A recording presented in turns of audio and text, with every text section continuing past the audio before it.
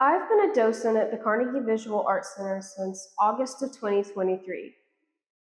It has been a great honor to become part of this building's rich history. Since it first opened in 2003, the Carnegie Visual Arts Center has been free to the public, but you may be wondering how it all started. Join me as we explore the history of the Carnegie and discover how it became what it is today. Have you ever heard the phrase, "if these walls could talk"? Well, it is a fitting one to apply to the Carnegie Visual Arts Center located in the heart of downtown Decatur. First built in 1904, this building has many stories to tell. Long before it became an art museum, the Carnegie Building served as the Decatur Public Library. It was just one of the thousands of libraries funded by millionaire philanthropist Andrew Carnegie. Despite his future success, Andrew Carnegie came from humble beginnings. He was born in a city in Scotland called Dunfermline. The town fell on hard times when industrialism made home-based weaving obsolete, causing workers such as Carnegie's father to struggle to support their families. After immigrating to America, Carnegie began working to support his family at 13 years old. His future job at the Pennsylvania Railroad granted him his first access to books, which were the sole source of his education. He invested in iron, oil, and railroads. These strategic investments contributed to his later success. In 1892, he founded the Carnegie Steel Corporation, which became the largest steel manufacturing company in the world. After he sold the company and became a millionaire, Carnegie decided to distribute his fortune to help fund public libraries across the United States.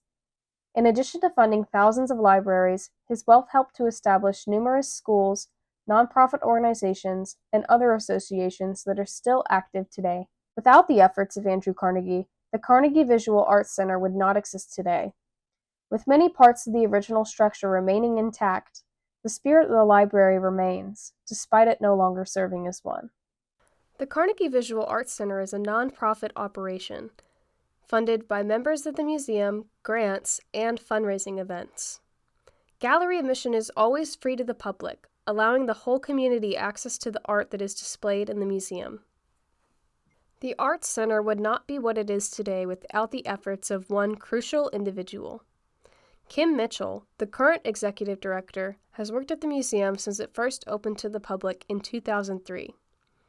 As the sole executive director, Kim helps the Arts Center apply for grants and is always looking for new opportunities to connect with the community. My name is Kim Mitchell, and I'm the Executive Director at the Carnegie Visual Arts Center.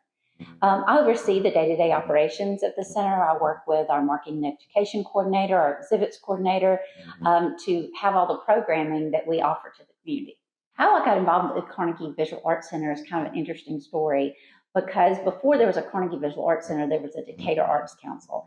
And I had moved to Decatur with my husband. We were new to Decatur.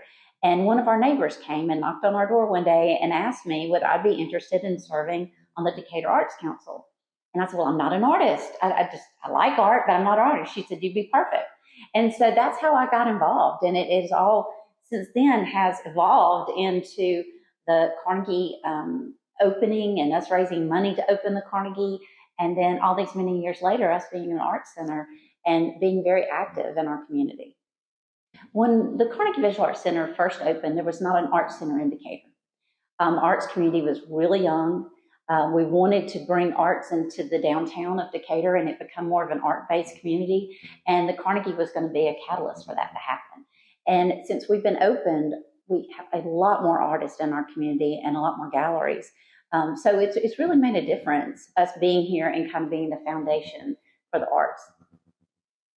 River clay has always been real important to the Carnegie because way back when we had a small arts festival called Art Walk.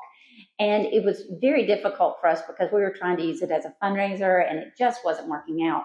So we discontinued it. But the community again came back and said, hey, we really want an arts festival in Decatur. And so we got a group of people together and served on that committee so that we could have River Clay, which is a fine arts festival that's all around our city hall.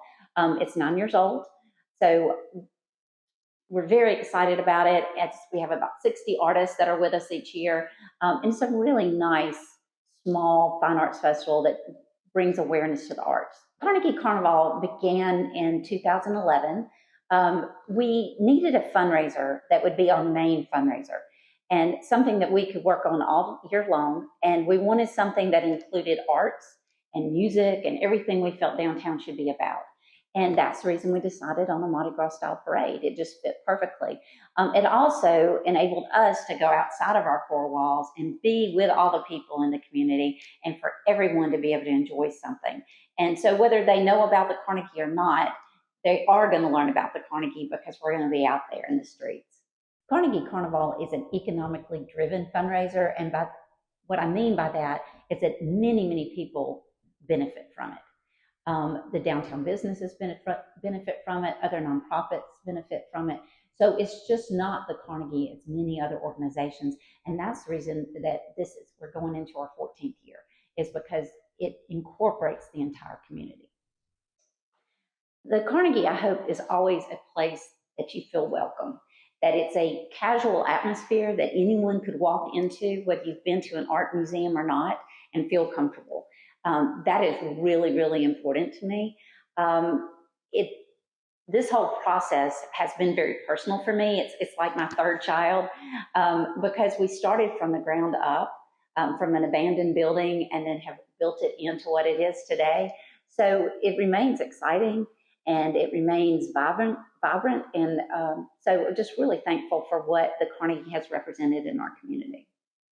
Some people who benefit directly from the Carnegie Visual Arts Center include artists themselves. Some of the artists the museum showcases in the gallery are local, and others are traveling exhibitions. With each new exhibit, the Carnegie strives to bring more cultural diversity to Decatur. Aside from showcasing artists' work in their gallery, the building is used by the surrounding community for many other purposes. It is used to host art classes, yoga, and a kids' summer camp, to name a few. The Carnegie is also involved in several community events. They hold an annual fundraising event called Carnegie Carnival that brings the community together to celebrate Mardi Gras and help raise funds so that the museum can continue to keep art accessible to everyone. The Carnival fundraising season spans from October until the Saturday before Fat Tuesday, when the nightly parade is held. Organizations all throughout the Decatur area band together to create parade floats to entertain the whole community. At the end of the fundraising season, whoever raises the most profits for the museum gets crowned and solidifies their place as Carnival royalty.